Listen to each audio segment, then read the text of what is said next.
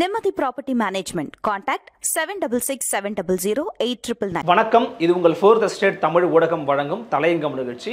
இன்றைக்கு நம்முடைய தலையங்கம் நிகழ்ச்சிக்குள்ள தமிழ்நாட்டில் திமுக, அதிமுக மற்றும் பாஜக, நாம் தமிழர் கட்சி, விஜய் தமிழக வெற்றிக் கழகம் இப்படின்ற ஒரு களம் தற்போதைக்கு இருக்கிறது.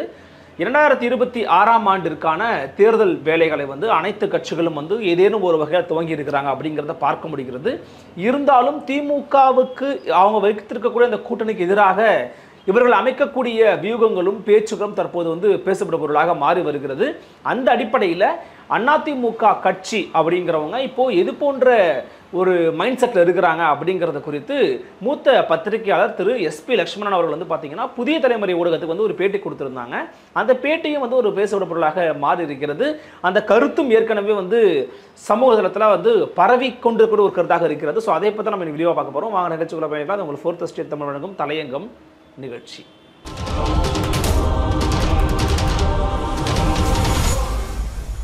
அன்னை பர்னிச்சர்ஸ், அன்னை திருமண சீர்வரிசை பொருட்கள், டிவி, ஃபிரிட்ஜ், வாஷிங் மெஷின் உள்ளிட்ட 200க்கும் மேற்பட்ட பொருட்கள் அடங்கிய திருமண சீர்வரிசை ரூபாய் 99,000 மட்டுமே. தமிழகம் முழுவதும் இலவச டோர் டெலிவரி. தொடர்புக்கு 7550014440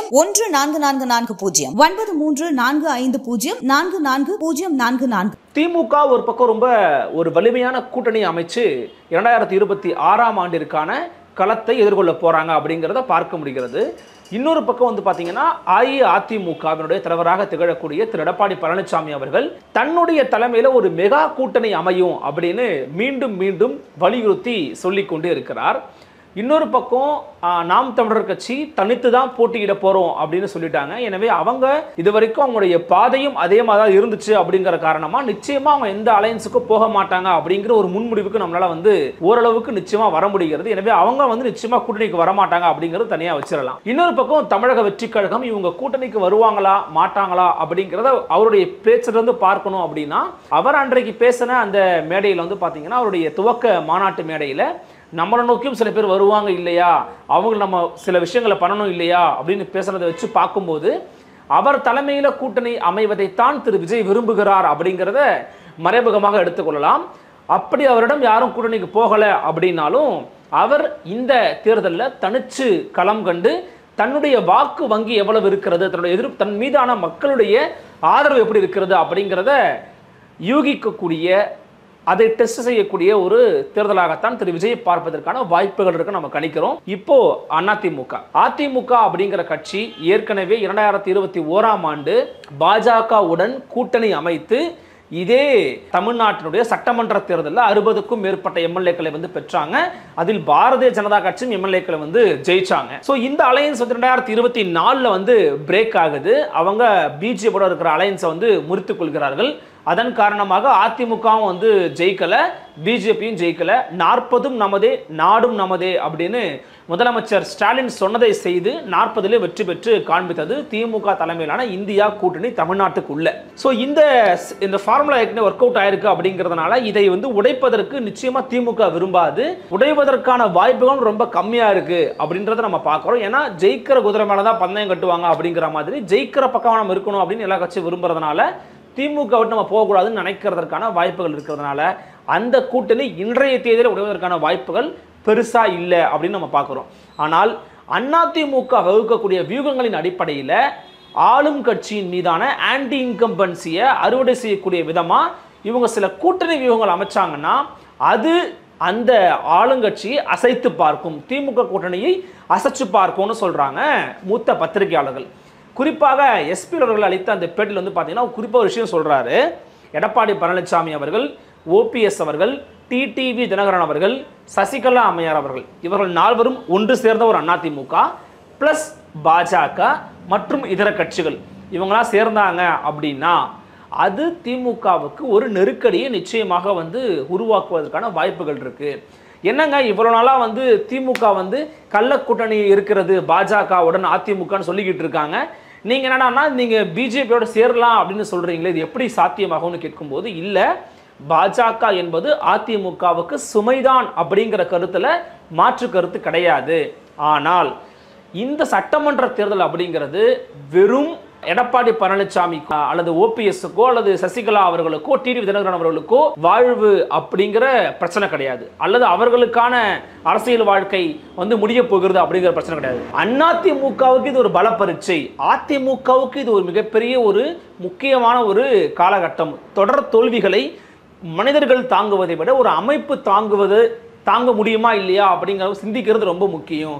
எனவே இந்த அமைப்பு இந்த தொடர்தோல்வி தாங்குமான்னு கேட்டால் தாங்குவதற்கான வாய்ப்புகள் இல்லை அப்படிங்கிற மாதிரி தான் அவருடைய கணிப்பு அப்படிங்கிறது இருக்குது. ரொம்ப குறிப்பாக என்ன அவர் சொல்றாரு அப்படின்னா, நீங்க இந்த கெமிஸ்ட்ரியெல்லாம் விட்டு தள்ளிட்டு பாஜகவோட ஒரு இணக்கமான போக்கு உருவாக்கிக்கிட்டீங்க அப்படின்னா, ஏன்னா ஏற்கனவே பாஜகவால தான் அதிமுக பிரிஞ்சுது உடைஞ்சது. அப்போ யாரால பிரிக்கப்பட்டதோ யாரால உடைக்கப்பட்டதோ அவர்களே உள்ளே வந்து ஒரு இணக்கமான சூழலை உருவாக்குனாங்க அப்படின்னா அது வந்து எங்கேயுமே ஓட்டுகள் பிரியாம ஒன்றாக விழுவதற்கு வழிவகுக்கும் அப்படின்னு சொல்லப்படுகிறது சில பத்திரிகையாளர்கள் தரப்புல.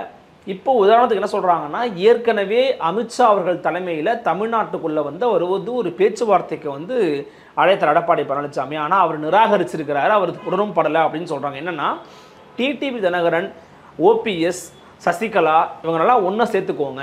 நீங்கள் ஒன்றா சேர்த்துக்கிட்டீங்க அப்படின்னா அவங்களோட சேர்ந்து கொண்டு பாஜகவும் இருக்கும்போது ஆன்டி டிஎம்கே ஓட்ஸ் வந்து ஒன்றா கன்சால்டேட் ஆகும். கூட பாமக, தேமுதிக, புதிய தமிழகம் போன்ற கட்சிகள் நினச்சிக்கிட்டோம் அப்படின்னா ஓரளவுக்கான ஒரு வாக்கு வங்கி நம்ம வந்து காமிச்சிட முடியும். சாதி ரீதியாக இருக்கக்கூடிய வாக்குகளும் ஒருங்கிணைந்து நமக்கு வந்து விழும் அப்படின்னு சொல்லி பேசினதை நிராகரிச்சிருக்கிறார் எடப்பாடி பழனிசாமி அப்படின்னு ஏற்கனவே பார்த்தாங்க. அதன் காரணமாகத்தான் பாஜக எதிர்ப்பை திமுக மட்டும் கை கொள்ளவில்லை, எடப்பாடி பழனிசாமியும் கை கொள்கிறார், பாஜகவை லெஃப்ட் ஹேண்ட்ல டீல் பண்றாரு எடப்பாடி பழனிசாமி அப்படின்னு பேசுவதற்கு வழி சமைத்து கொடுத்தன அந்த காலகட்டங்கள். ஆனால் தற்போது சமீப காலம் வந்து பார்த்தோம் அப்படின்னா வேறு ஒரு பேச்சுவார்த்தையும் ஓடுகிறது. பாஜகவோடு கூட்டணி வச்சாதான் என்ன, இப்போ என்ன பிரச்சனை, வச்சுட்டா நம்ம வந்து இந்துத்துவத்தை ஏற்றுக்கிறோன்னு ஆயிட போதா, அல்லது வந்து பாஜகவினுடைய மோசமான திட்டங்கள் நம்ம வந்து ஆதரிக்க போறோமா, அப்படிலாம் கிடையாது. கொள்கை முரண்களோடு இருந்தாலுமே கூட தேர்தல் காலத்தில் ஒரு கூட்டணி வச்சுக்கலாமே, இதில் என்ன பிரச்சனை இருக்கு அப்படின்னு சீனியர்ஸ் மத்தியில் ஒரு டாக் ஓடிக்கிட்டு இருக்கிறதாகவும், இது தனிப்பட்ட நலன்களை தாண்டி கட்சி நலன் மீது அக்கறை இருப்பதனால தான் சொல்கிறோம். இப்போ நம்ம கட்சி ஜெயிக்கணும் வெல்லணும் அப்படின்னா தேசிய அளவில் 2024ஆம் ஆண்டு தேர்தலிலேயே கிட்டத்தட்ட 10 சீட்டுகளை இந்த அலையன்ஸ் ஒன்றா இருந்திருந்தா அடிச்சிருக்க முடியும், திமுகவுக்கு ஒரு பாடத்தை கற்பித்திருக்க முடியும் அப்படின்னு பல பேர் பேசினாங்க. டேட்டாஸும் அதுதான் சொல்லுச்சு.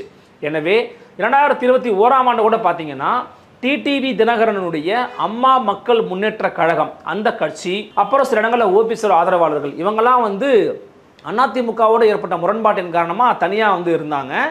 இவருடைய வாக்கெல்லாம் ஓரளவு சேர்ந்து இருந்தது அப்படின்னா பல இடங்கள்ல கிட்டத்தட்ட 20க்கும் மேற்பட்ட இடங்கள்ல குறிப்பாக தென் தமிழகத்தில் வந்து அதிமுக இன்னும் கணிசமான இடங்களில் வெற்றி பெற்றிருக்க வாய்ப்பு இருக்குது அப்படின்னு மூத்த பத்திரிகையாளர்களும் அரசியல் திறனாய்வாளர்களும் தங்களுடைய கருத்துக்களாக வந்து பதிவு பண்ணியிருக்காங்க. எனவே ஏற்கனவே பிளவுபட்டிருக்கக்கூடிய அதிமுக ஒன்றுபட்டு ஒரு ஒன்றுபட்ட அதிமுக உருவாக்கப்பட்டு அதற்கு பாஜக துணை நின்று பாஜகவுக்கும் ஒரு குறிப்பிட்ட சில சீட்டுகளை கொடுத்து அதன் தலைவராக திகழக்கூடிய அண்ணாமலை அவர்களை அமைதிப்படுத்தி அல்லது அண்ணாமலை அவர்களை தவிர்த்து விட்டு, ஏன்னா அவர் தவிர்ப்பதற்கான வாய்ப்புகள் இன்னைக்கு இருக்குமா இல்லைங்கிறது தெரியல. ஏன்னா அண்ணாமலை வந்த பிறகுதான் இன்னைக்கு தமிழ்நாட்டில் பாஜக வந்து ஒரு டாக்கில் இருக்கு அப்படின்னு அவனுடைய தொண்டர்கள் ரொம்ப ஸ்ட்ராங்காக வந்து நம்புறாங்க. அதை வந்து அவர் தொடர்ந்து உறுதிப்படுத்துகிற விதமாக தொடர்ந்து பேசியும் எழுதியும் அல்லது வந்து களத்துக்கும் போய்கிட்டு இருக்கிறார் அப்படிங்கிறதையும் நம்ம பார்க்குறோம். எனவே அண்ணாமலையை கொஞ்சம் அமைதிப்படுத்துவாங்க, சாந்தப்படுத்துவாங்க, நீங்கள் தேவையில்லாமல் கிரிட்டிசைஸ் பண்ணாதீங்க ஏடிஎம்கேன்னு சொல்லுவாங்க. ஏன்னா நேற்று கூட எம்ஜிஆரோட பர்த்டே அன்னைக்கு எம்ஜிஆர் ஒரு மிகச்சிறந்த தலைவர் அப்படின்னு சொல்லி புகழாரம் வந்து சூட்டி இருக்கிறார் திரு அண்ணாமலை அவர்கள். எனவே அண்ணாமலை வந்து இனிமேல் அவர் ரொம்ப அதிகமாக கடுமையாக தாக்க மாட்டார் அல்லது தாக்கக்கூடாது அப்படிங்கிற ஒரு விஷயத்தை ஒரு டிமாண்டை கூட கிரியேட் பண்ண வாய்ப்புகள் இருக்குன்னு சொல்கிறாங்க. ஸோ ஒன்றுபட்ட அதிமுகவை உருவாக்கி அவர்களோடு பாஜகவும் கரம் கோர்க்கும் சூழல்ல இந்த அலையன்ஸ் வந்து நிச்சயமாக திமுகவுக்கு வந்து ஒரு நெருக்கடியை உருவாக்க வாய்ப்பு இருக்குன்னு சொல்கிறாங்க. ஆனால் திமுக சைடில் பார்க்கும்போது எங்களுக்கு ரொம்ப சுலபமான ஒரு விஷயங்க, நாங்கள் கள்ளக்கூடன்னு சொல்லிக்கிட்டு இருந்தோம், பார்த்தீர்களா, ஆமாம் நாங்கள் உண்மையிலே கூட்டணி கொண்டு காமிச்சிட்டாங்க அப்படின்னு நாங்கள் அதிமுகவை கை காட்டி ரொம்ப சுலபமாக பேசிடுவோம் அப்படிங்கிறாங்க. ஆனால் அதிமுக சைடில் கேட்கும்போதோ அல்லது மற்ற பத்திரிகையாளர்கிட்ட கேட்கும்போதோ அப்படி சொல்லிட முடியாது. ஏன் அப்படின்னா இந்தியா அளவில் பல மாநிலங்களுடைய முதலமைச்சர்களையும் அவர்களுடைய குடும்பங்களையும் டார்கெட் செய்யக்கூடிய பாரதிய ஜனதா கட்சியும் மோடி அவர்களும் அமித்ஷா அவர்களும் தமிழ்நாட்டை மட்டும் விட்டு வச்சிருக்கிறாங்க. தமிழ்நாட்டில் மட்டும் முதலமைச்சரையோ முதலமைச்சருடைய வாரிசுகளையோ அவரின் குடும்பங்களையோ டச்சே பண்ணாமல் ரொம்ப சாஃப்டாக அணுகிறதுக்கான காரணம் என்னன்னா, திமுகவும் பாஜகவும் ரகசிய உடன்படிக்கையில் இருக்கிறாங்க, அண்டர் டீலிங்கில் இருக்கிறாங்க அப்படின்னு நாங்கள் ரொம்ப எளிமையாக பேசிட்டு போவோம். எங்களுக்கு அதற்கான வாய்ப்புகள் இருக்குது, அல்லது உங்களை ஏன் அவங்க கண்டுக்க மாட்டேங்கிறாங்க அப்படின்னு நாங்கள் கேள்வி எழுப்புவோம். இதுக்கும் எங்களுக்கான வாய்ப்புகள் இருக்கு இல்லையா, நாங்கள் அமைச்சாலும் அமைக்காவிட்டாலும் நாங்கள் அப்படி பேசுவோம். ஏன்னா அதற்கான சாத்தியக்கூறுகளும் அதற்கான செயல்பாடுகளும் திமுகவில் நடந்து கொண்டிருக்கிறது அப்படின்னு சொல்றாங்க அதிமுகவை சேர்ந்தவர்கள். இப்படியாக இருக்கிற ஒரு காலகட்டத்தில் பாமக வந்து பார்த்தீங்கன்னா 15% நீங்க வந்து எங்களுக்கு இடஒதுக்கீடு வாங்கி கொடுத்தீங்க அப்படின்னா நிபந்தனையற்ற ஆதரவை கொடுக்கிறோன்னு திமுக தலைவர் திரு ஸ்டாலின் அவர்களை நோக்கி ஒரு கோரிக்கை வச்சிருக்கிறாரு. இப்போ சமீப காலங்களாக வந்து பார்த்தீங்கன்னா விடுதலை சிறுத்தைகள் கட்சி திமுகவுக்கு ஒரு நெருக்கடியை கொடுத்துக்கிட்டு இருக்காங்க. குறிப்பாக அக்கட்சியினுடைய முகமாக திகழக்கூடிய திரு வன்னி அரசு அவர்கள் வந்து பார்த்தீங்கன்னா நாங்கள் 25 சீட்டுகளை கேட்போம்னு வந்து பேசியிருக்காரு. இதை குறித்து அவங்க தலைவர் பேசும்போது இது அவரோட தனிப்பட்ட கருத்து அப்படின்னு வந்து சொல்லியிருக்காரு. இப்போ ஏற்கனவே இதே போல தான் திரு ஆதவர்ஜனா பேசினாரு, கிட்டத்தட்ட வேற ஒரு டோன்ல பேசினார் அவர், அவ்வளவுதான். ஏன்னா இதே டோன்ல அவர் பேசல, வேற டோன்ல பேசினார். ஆனால் இந்த மாதிரியான கருத்தை அவர் சொன்னார். அப்போதும் என்ன சொன்னாருன்னா அது தனிப்பட்ட கருத்துன்னு சொன்னார். ஆனால் இப்போ வன்னியரசர்களை வச்சு பேச வைக்கிறாரு அப்படிங்கிற ஒரு விமர்சனம் இருக்கிறது. இன்னொரு பக்கம் இல்லைங்க அவராதாங்க பேசுறாருன்னு சொல்றாங்க. பட் 25 சீட்டுகள் கொடுப்பாங்களான்னு பார்த்தோம் அப்படின்னா நிச்சயமா வாய்ப்பு இல்லை அப்படின்னு தான் நம்மளால சொல்ல முடியும். ஏன்னா 2021ஆம் ஆண்டு காங்கிரஸ் கட்சிக்கு 25 சீட்டுகள் கொடுத்துருக்கிறது திமுக. விசிகேவுக்கு 6, சிபிஐக்கு 6, சிபிஎம்முக்கு 6, ஐயுஎம்எல், அப்புறம் அகில இந்திய ஃபார்வர்டு பிளாக் கட்சி, கொங்குநாடு மக்கள் கட்சி, இந்த மாதிரி எல்லா கட்சிகளுக்கும் சேர்த்து தான் கொடுத்துருக்குறாங்க. ஸோ விசிகேவுக்கு 6 தான் கொடுத்துருக்குறாங்க. கூடுதலாக போகணும். ஏன்னா போன முறை மதிமுகவுக்கு 6 கிட்டத்தட்ட 6 கொடுத்துருக்காங்க, 4 கொடுத்துருக்காங்கன்னு நினைக்கிறேன். அது இந்த முறை கிடைக்க வாய்ப்புகள் இல்லை, ரொம்ப கம்மின்றாங்க. ஏன்னா மதிமுகவில் இருக்கிறது மல்லை சத்யா மட்டும்தான், அவருக்கு வேணால் இன்னொரு கொடுக்கலாம், ஒரு வாய்ப்பு கொடுக்கலாம், ஒரு சீட்டு கொடுப்பாங்க, அதுக்கு மேலே கொடுக்க வாய்ப்பு இல்லை அப்படிங்கிறாங்க. அதுவும் சூரியனிலே கூட இழுத்து போட வாய்ப்பு இருக்குன்னு சொல்கிறாங்க. ஸோ மதிமுகவை லெஃப்ட் போனால் கூட எக்ஸ்ட்ரா 4 சீட்டு தான், 10 கொடுக்கலாம் விசிகாவுக்கு அதிகபட்சமாக போனால், அதுக்கு மேலே வாய்ப்பே இல்லை அப்படிங்கிறது தான் திமுக தரப்பில் இருக்கக்கூடிய ஒரு இன்றைய காலோட செய்தியாக இருக்கிறது. அதற்கும் மேலே தலைவரே நமக்கு ரொம்ப குறைச்சல் கொடுக்குறாங்க விசிகாக்காரங்க, நம்மளை போட்டு டேமேஜ் பண்ணுறாங்க, எல்லா இடத்துலையும் ஆட்சியில் பங்கு அதிகாரத்தில் பங்குன்னு பேசுறது, நமக்கு எதிராக வந்து கூட்டம் போடுறது, இப்படிலாம் பண்ணிக்கிட்டு இருக்காங்க, அதுவும் கூட்டணிக்குள்ளே இருந்துக்கிட்டே பண்ணிக்கிட்டு இருக்காங்க, இதெல்லாம் சரியா அப்படின்னு தலைமைக்கிட்ட புகைந்திருக்கிறார்கள் திமுகவினுடைய செயற்கூடு கொடுத்த சில முக்கியமான நிர்வாகிகள். இதிலிருந்து நமக்கு கிடைக்கிற செய்தி ப்ளஸ் வெளியில் நடக்கிற சம்பவங்களை பாருங்களேன். டாக்டர் அன்புமணி சொல்கிறாரு, நான் நிபந்தனையற்ற ஆதரவு தரேன், நீங்கள் எனக்கு வந்து இடஒதுக்கீடு வாங்கி தரீங்களா அப்படின்னு கேட்குறாரு. இப்போ அவர் கொடுக்க போகிறாரு, கொடுக்கலங்களா ரெண்டாவது. ஆனால் இதை பண்ணினா நான் உங்களை ஆதரிக்கிறேன் அப்படின்னு சொல்கிற டோன் வந்து எங்கேருந்து வருது அப்படிங்கிறது ரொம்ப முக்கியம். இன்னொரு விஷயம் வந்து பார்த்தீங்கன்னா விசிகே இல்லை ஒரு வேலை, அல்லது அவங்க கொஞ்சம் அவுட் ஆஃப் மோடில் இருக்கிறாங்கன்னா DMK is ready to join with PMK, அல்லது அவங்கள இணைச்சிக்கொள்வதற்கு ரொம்ப தயாராக இருக்கிறாங்க. இப்போ ரீசெண்டாக விஜயகாந்த் அவர்களுடைய ஒரு நிகழ்ச்சிக்கு வருவதாக பேசியிருப்பதாக திரு முதலமைச்சர் தரப்பிலிருந்து சொல்லப்படுகிறது. எனவே இது போன்ற விஷயங்கள்லாம் பார்க்கும்போது வெளியே இருக்கிற சில நபர்களை தங்களோடு இணைத்துக் கொள்வதற்கும் திமுக தயாராக இருக்கிறது. காரணம் என்னன்னா, இங்கே இருக்கிற யாராவது குடைச்சல் கொடுக்குறாங்க அப்படின்னா அவர்களுக்கு கொடுக்க வேண்டிய ஒரு சமீட்சையாக இதை பார்க்குறாங்க.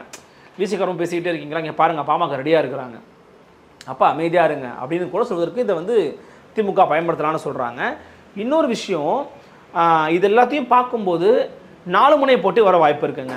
ஒன்று திமுக அதிமுக தலைமையிலான ஒரு கூட்டணி, அதுக்குள்ளேயே பாஜக வந்து வச்சுக்கிடுவோம். இன்னொரு பக்கம் நாம் தமிழர் கட்சியின் சீமான், இன்னொரு பக்கம் தமிழக கட்சியின் திரு விஜய். ஸோ சீமானும் விஜயும் சேர வாய்ப்பு இருக்கான்னு கேட்டிங்கன்னா இன்றைய சூழலில் நிச்சயமாக வாய்ப்புகள் ரொம்ப ரொம்ப குறைவு.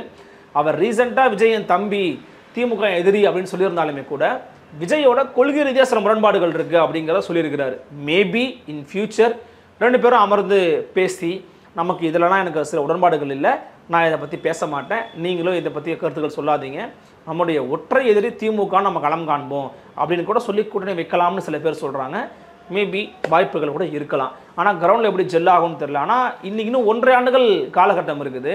அதற்குள்ளே அவர் பேசின சில பேச்சுக்கள்லாம் வந்து அன்றைய காலத்தை எடுத்து கண்டிப்பாக போடுவாங்க. அது ஏதாவது சிக்கலை உருவாக்குமா அப்படிங்கிறதையும் அவங்களுடைய தொண்டர்கள் கண்டிப்பாக யோசிப்பாங்க. எனவே இந்த வீடியோட நோக்கம் என்னன்னு பார்த்தீங்கன்னா, எதிர்க்கட்சிகள்லாம் வந்து இப்போது எப்படி திமுகவை வீழ்த்தலாம், திமுகவை எப்படி அட்டாக் பண்ணி நம்ம வந்து 2026 நம்முடைய ஸ்ட்ரென்த்தை காமிக்கணும் அப்படிங்கிறதுக்கு ரொம்ப மும்முரமாக வந்து வேலைகளை பார்த்துக்கிட்டு இருக்காங்க. எனவே அந்த அடிப்படையில் ஒன்றுபட்ட அதிமுக, பாஜக, பாமக, தேமுதிக, புதிய தமிழகம் போன்ற கட்சிகள்லாம் ஒன்று சேர்ந்தால் நிச்சயமாக அந்த கூட்டணி திமுகவுக்கு சிம்ம சொப்பனமாக திகழ்வாங்க அப்படின்னு சொல்கிறாங்க அரசியல் அறிந்தவர்கள். உங்களோட எண்ணங்கள் என்ன அப்படிங்கிறத கமெண்ட்ஸ்களில் பதிவு பண்ணுங்கள். மற்றொரு தலையங்கம் நிகழ்ச்சியில் மற்றொரு தலைப்பில் சந்திக்கிறேன். நன்றி, வணக்கம்.